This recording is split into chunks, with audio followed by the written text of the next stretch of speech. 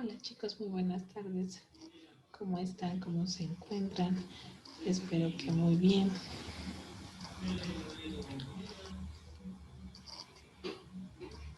Vamos a grabar, vamos a iniciar nuestra clase del día de hoy. La cámara ha aburrido su proceso de educación, entonces vamos a iniciar con nuestro tema.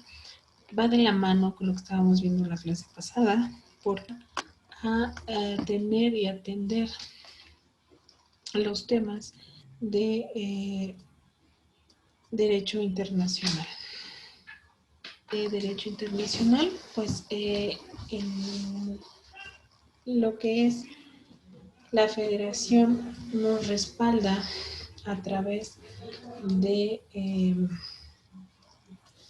nuestro derecho constitucional. Recordemos que la parte de arriba de nuestra máxima ley, pues es justamente la Constitución. Aquí ya, aquel documento, aquel libro, que nos obliga de alguna manera a regirnos bajo sus reglas. Y el día de hoy vamos a ver unos puntos importantes.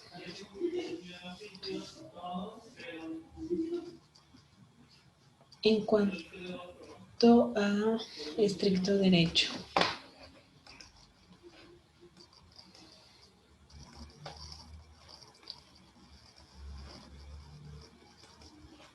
Vamos a ver que la Constitución es un complejo normativo de naturaleza suprema, fundamental, que es justamente esto que estamos mencionando, está por arriba de cualquier ley. ¿Ok?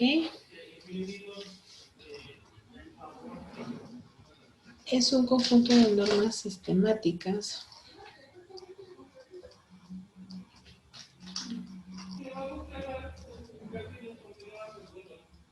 y junto con ellas, con el propósito de organizar un Estado, regular el uso del poder y de los poderes, garantizar el respeto a las libertades y permitir el ejercicio de derechos. Son de jerarquía superior, permanentes, escritas, generales y reformables. Estas características en la actualidad debieran ser aplicables en el caso del Estado mexicano. Esto es, bueno, pues cada norma, cada artículo, cada garantía de la Constitución política establece y fundamenta lo que es el resto de nuestro derecho.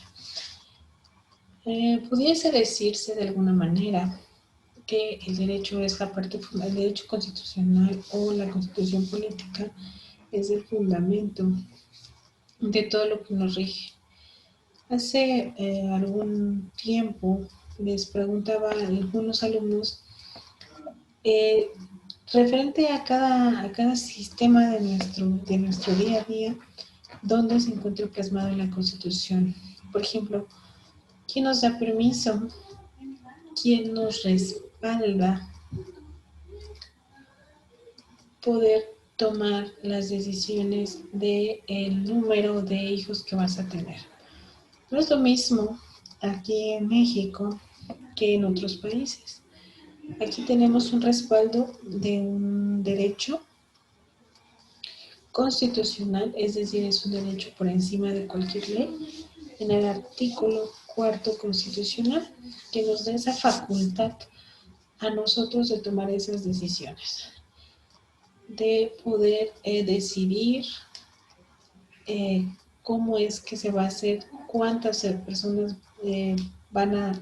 deciden tener uno o varios hijos o deciden no tenerlos y no es obligatorio ni una ni otra situación.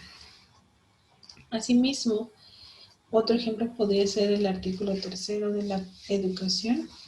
Es un artículo de garantía donde nos permite y nos da la libertad de poder estudiar el nivel básico y el nivel hasta media superior. Es decir, la ignorancia por falta de cultura educacional no debería de ser un tema en México.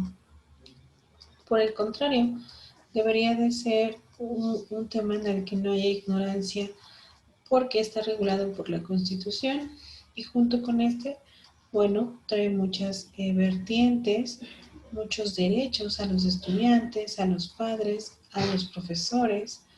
De ahí pues se va a derramar toda una ley. El artículo 3 es el fundamento de muchas leyes de educación básica, educación media superior y también de educación superior, aunque esta ya no es de manera obligatoria y ya no es de manera obligatoriamente gratuita, también es decir que está regulada por nuestro artículo, aquella facultad que tenemos de estudiar en un ambiente agradable, sano, un ambiente gratuito, un ambiente laico, donde no se nos obligue al establecimiento de alguna religión o poder o tener la obligación de llevar a cabo alguna religión o profesarla. De manera también autónoma en cuanto a un ejercicio político. No necesitamos fomentar o llevar a cabo algún sistema electoral para poder nosotros tener acá de manera gratuita nuestra educación. Nuestros hijos o los niños son y tienen el derecho de ser educados de manera gratuita en las diversas instituciones públicas que el gobierno asimismo tiene la obligación de proveer. Si nosotros pudiéramos estudiar algún otro tipo de artículo, como podría ser el artículo 1 constitucional, que en él se regula la libertad con la que transitamos. Ustedes han visto, por ejemplo, en las carreteras, cómo se coacta de alguna manera el derecho al libre tránsito. Sí, nuestro artículo 1 dice que somos libres de transitar en toda la República Mexicana, tanto personas extranjeras como personas nacionales mexicanas. Entonces, ¿por qué se toma la decisión de coactar ese derecho? Y han visto también que lo que hacen es y entonces pues de esa forma nosotros refiero que lo que hacen o se ha hecho últimamente es que las personas pasan y quitan y levantan las vallas de las donde están las casetas. ¿Por qué hacen esto? Bueno, porque nuestro libre tránsito es constitucional y ellos están impidiendo el paso. Obviamente la concesionaria pues tiene su derecho, tiene sus derechos porque pagó la concesión, pagó el dinero, etcétera, etcétera. ¿Sí? De esa forma, bueno, pues es importante también mencionar que nuestra jerarquía es permanente, no va a cambiar su permanencia, es escrita, es general, es decir, aplica para toda la República Mexicana y es reformable. Ustedes han visto que se quita, se pone nuevas medidas conforme a las circunstancias de derecho, pero no por ello deja de perder su supremacía.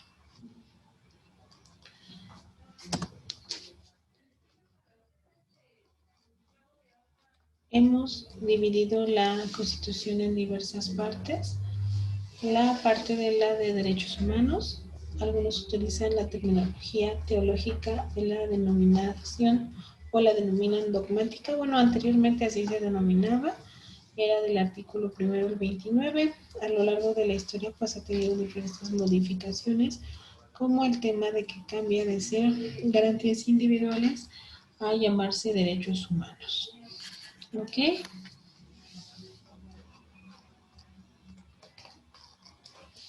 La parte orgánica, relativa a la estructura, el funcionamiento y las facultades de los poderes centrales y locales. Aquí recordemos cuáles son los poderes Los poderes centrales y locales. Bueno, los tres poderes de la Unión, la división de nuestros poderes, poder ejecutivo, que se encarga de regular todos los ámbitos judiciales, desde el nivel de jueces de distrito, Suprema Corte de Justicia y todo lo demás. ¿Okay? Salas, juzgados de primera y segunda instancia, juzgados locales, juzgados de cuantía menor, y entre ellos pues han ido saliendo algunos otros temas, ¿no? Como incluso, por ejemplo, las salas de mediación, cuando hubo ese tema, las preceptorías juveniles, que es el último o el primero, por llamarlo de alguna manera, de los ámbitos para los jóvenes, ¿no? Hasta digamos así, de manera preventiva. La división de poderes, el poder ejecutivo, el poder legislativo. El poder ejecutivo, bueno, pues que consta o la cabeza de nuestro poder ejecutivo es el presidente de la República, que nos representa, y aquí es a donde voy, que nos representa a nivel internacional. A nivel internacional es quien nos respalda de lo que se está haciendo.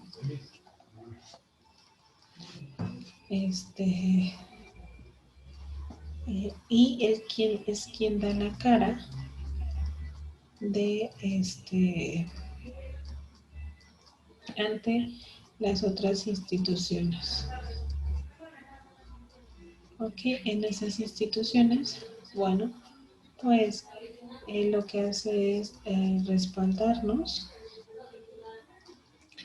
y darnos la facultad de poder trabajar. Nos respalda, nos representa y también nos permite el uso de la fuerza, de la protección de derechos humanos y la protección de garantías o lo que es la parte dogmática y la parte de estatutos locales y centrales. Y también, como algunos autores lo manifiestan, la parte programática, que también insisto, ese es un tema para unos, no para otros, que es lo que la define la naturaleza y sus características del Estado mexicano. Y esos son los artículos del 39 al 41. ¿Okay? Después aquí volvemos a atacar el tema de la supremacía constitucional. Este es un tema que, bueno, es completamente importante. Y volvemos a hablar aquí un poquito de lo que es la historia. Okay. La supremacía constitucional es el principio básico de todo sistema jurídico. Existe una jerarquía normativa indispensable y el fundamento de validez de todo ordenamiento se encuentra en las disposiciones de carácter constitucional. La Constitución es la norma fundamental, es la ley suprema, la que señala las atribuciones y los límites de la Federación y a los estados.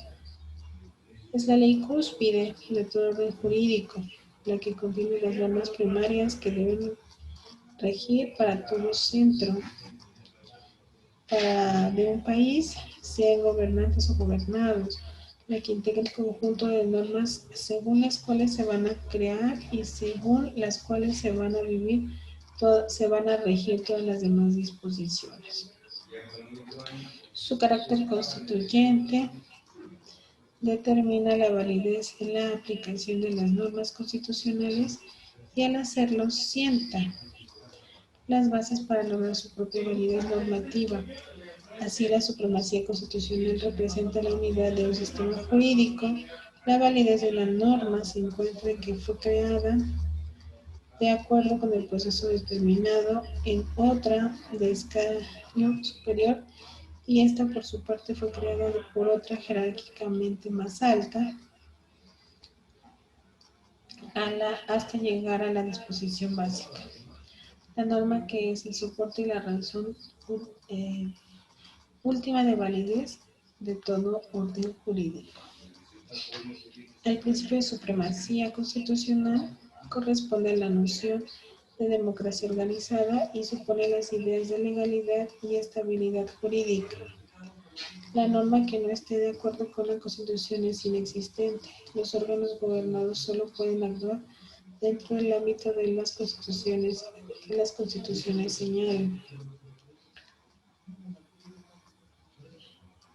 Ninguna ley o acta de autoridad del ámbito que la Constitución fundamentales consagrados en ella.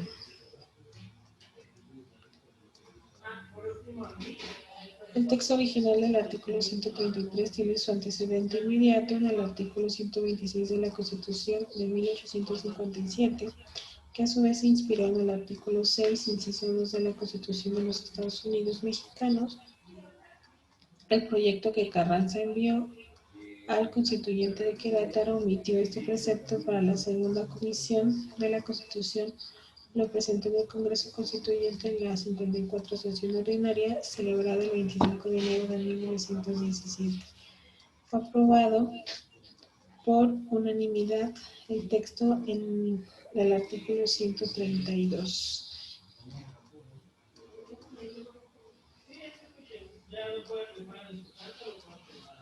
Pero sí, en el sistema constitucional mexicano no existe supremacía del derecho federal sobre el local, es del norteamericano derecho federal, sin privación en efecto de una interpretación hermenéutica de nuestra propia ley fundamental. Se desprende que en México no existe la facultad concurrente, la ley federal ordinaria no priva solo la local, entre ellas no existe una relación de jerarquía, se trata tan solo de un problema de competencia.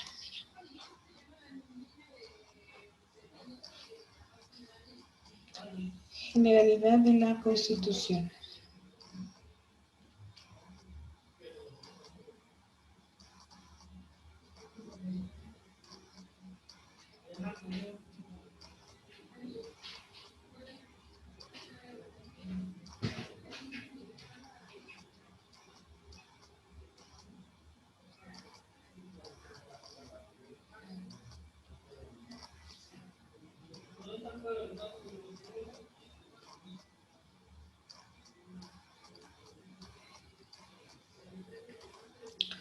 La Constitución Política de los Estados Unidos Mexicanos, única ley suprema en toda la nación. Una interpretación gramatical del actual primer párrafo del artículo 133 de nuestra Carta Fundamental parece contradecir la supremacía única de la Constitución con el propósito de otorgar el carácter de supremacía no solo a la Constitución, sino también a las leyes dadas por el Congreso Federal que emanen de ella y a los tratados internacionales que celebra el presidente de la República con la aprobación del Senado.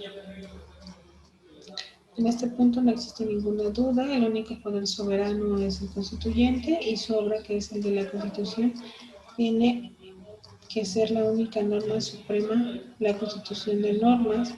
Las demás leyes deben emanar de la Constitución y ser aprobadas por un órgano constituido. Sin duda, en la redacción actual del precepto existe incongruencia. Y bueno, aquí también vamos a ver lo que es la generalidad de la Constitución. La Constitución rige para todos y para todo dentro del territorio. Nadie ni nada queda al margen de su función normativa. Todo deriva de ella y todos le deben acatamiento. En general, cada cosa diversa sucede con las constituciones particulares de los estados. Estas solo rigen dentro de la entidad que las ha emitido, son de almacenes limitados a sus respectivos ámbitos territoriales.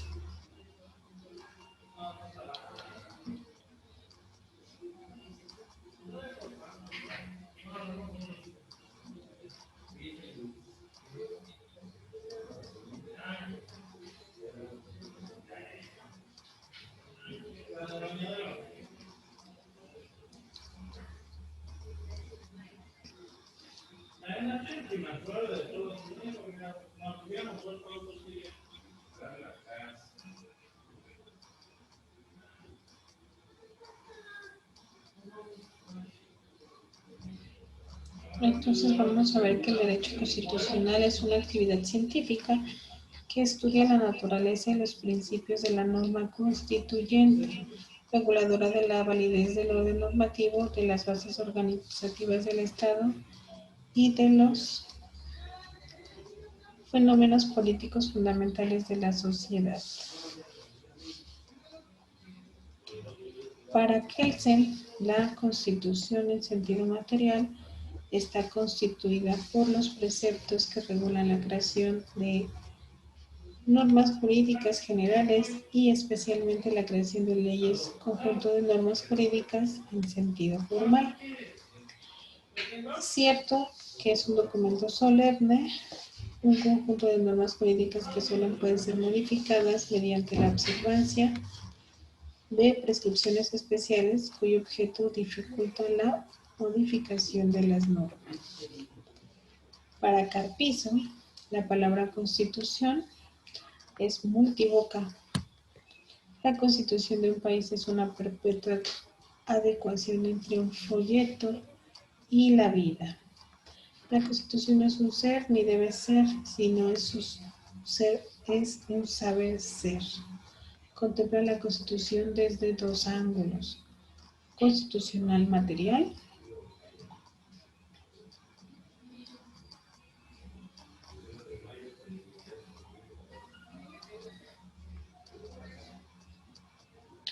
que es aquella que contiene una serie de derechos que el hombre puede oponer al Estado y la organización, atribuciones y competencia de éste. La constitución formal, que son las normas que están en el folleto y solo se modifican a través de un órgano y en procedimiento especial. Y una clasificación de las características de las constituciones en principios constitucionales son la legitimidad, la fundamentalidad, la supremacía, la rigidez y la inviolabilidad. Respecto al principio de supremacía, según el artículo 133, esta Constitución, las leyes del Congreso de la Unión que emanen de ella y todos los tratados que estén de acuerdo con la misma, celebrados y que se celebren por el presidente de la República con aprobación del Senado, serán la ley suprema de toda la Unión. Los jueces de cada estado se arreglarán a dicha Constitución, leyes y tratados. A pesar de las disposiciones en contra que pueda haber en la Constitución o en las leyes de los estados.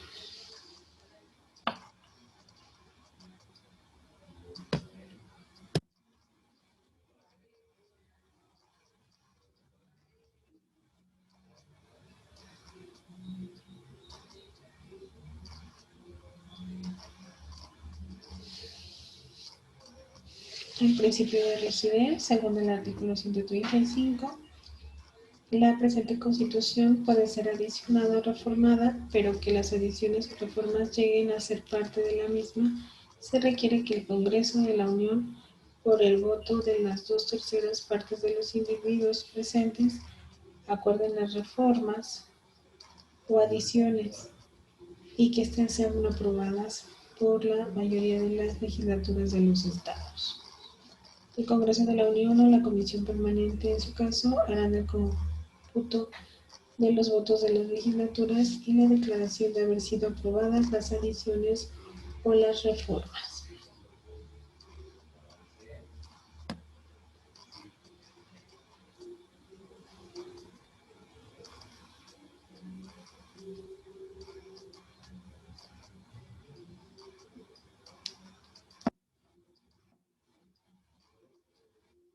El principio de inviolabilidad. Esta Constitución no perderá su fuerza y vigor aun cuando por alguna rebelión se interrumpa su observancia en caso de que por cualquier trastorno no públicos se establezca un gobierno controle los principios que ella sanciona. Tan luego como el pueblo recobre su libertad, se restablecerá su observancia y con arreglo a ella y a las leyes que su virtud se hubieran expedido, serán juzgados. Así los que hubieran figurado en el gobierno emanado de la rebelión con los que hubieran cooperado en ella.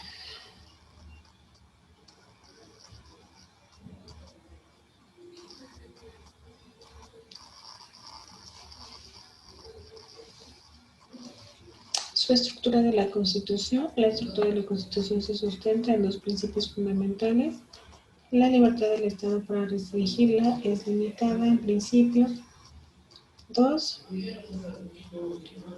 Como complemento del anterior principio, es preciso que el poder del Estado se circunscriba y se encierre en un sistema de competencias. Y el primer principio obliga a enumerar de la Constitución ciertos derechos del individuo, llamados derechos fundamentales, que expresan y concretan se suman a la invasión del Estado.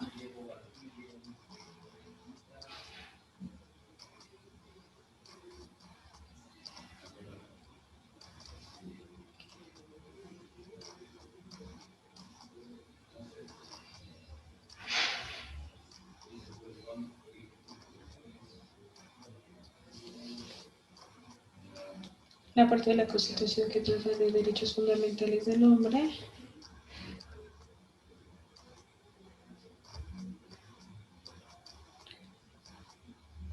recibe el nombre de parte dogmática. El segundo principio implica que para realizar el desideratum de la libertad no basta con limitar el exterior del poder del Estado.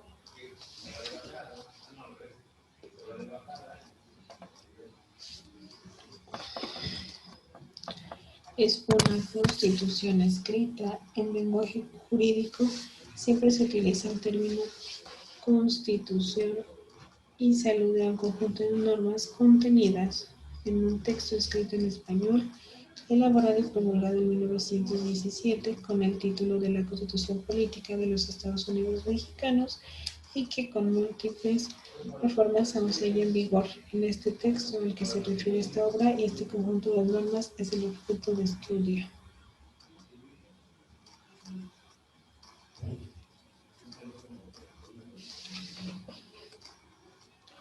Es reformable. Todas las constituciones que han estado en vigor han previsto la posibilidad de ser reformadas. No ha habido un caso de constitución inmodificable en términos absolutos. La de 1824 prohibió sus reformas en forma temporal. No pudo darse curso a iniciativas en este sentido durante 6 años.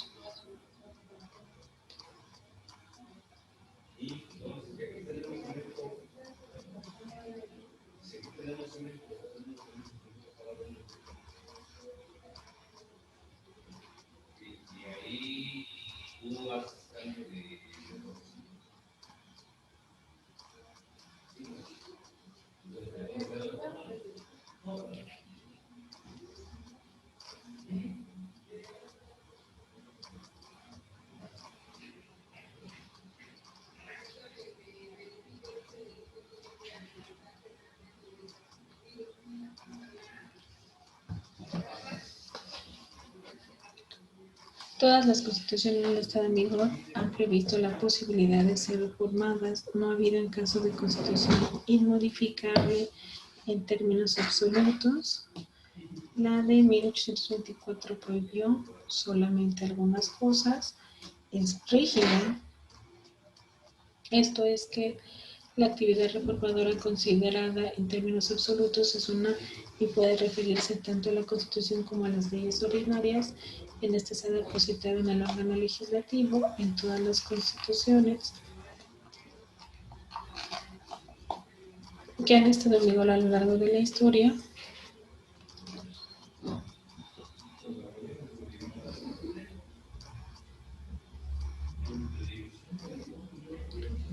La que tiene que ver con modificaciones a estas se han reforzado. Ordinariamente se exige una mayoría especial en cada Cámara y se hace partícipe en la actividad de las legislaturas de los estados. Estas dos preocupaciones adicionales han dado lugar a que se considere que las constituciones mexicanas son rígidas. No ha habido carta que establezca su reformabilidad absoluta por la vía del legislador ordinario, en la cual existen casos en que puede modificarse al margen de la fórmula prevista en el artículo 115.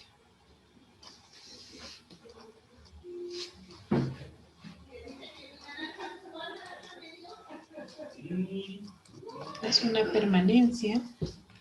Es característico de la ley que sea permanente, que rija para la eternidad,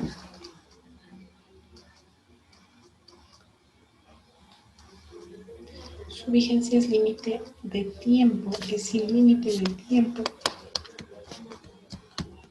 Existen excepciones, los documentos normativos que integran el paquete hacendario por disposición constitucional son temporales, su vigencia es anual. También son temporales las disposiciones dictadas por el presidente de la República en uso de facultades extraordinarias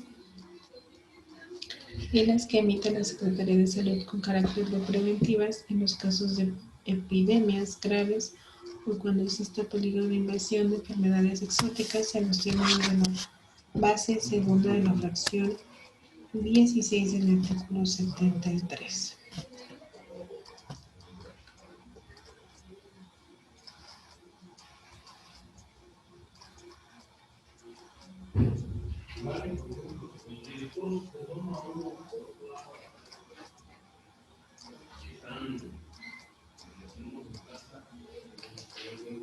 Es una constitución positiva. De los diferentes conceptos de la Constitución, en este apartado solo se considera uno, que es el positivismo.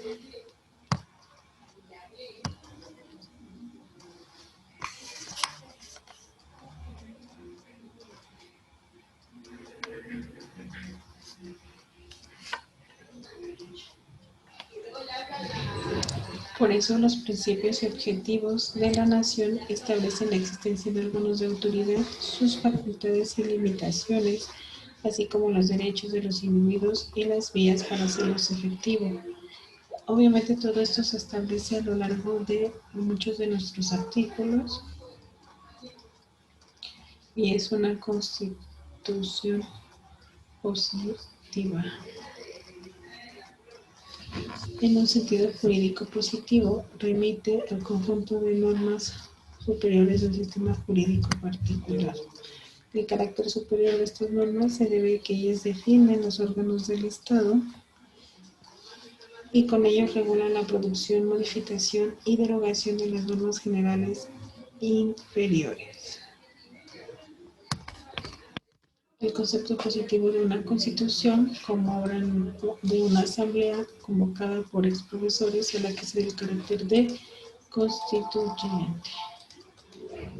Y bueno, chicos, hasta aquí termina nuestra clase, pero no quiero dejar de mencionarles que es muy importante que atiendan sus tareas, todos aquellos temas que tenemos pendientes. Por favor, quedo a sus órdenes vía teléfono, vía correo electrónico y a través de nuestra plataforma. Si tienen alguna duda, acuérdense, nosotros estamos llevando a cabo el tema de dos materias. Cada uno tiene su individualidad, cada uno tiene su propio proceso, pero al final del día el derecho constitucional es la mamá de todas nuestras leyes, de todos nuestros derechos, porque de ella emanan, justamente como ahorita lo veíamos, la supremacía que tiene, la generalidad que tiene y las pocas modificaciones. Y bueno, chicos, hasta aquí le vamos a dejar. Que tengan una excelente tarde y muchas gracias.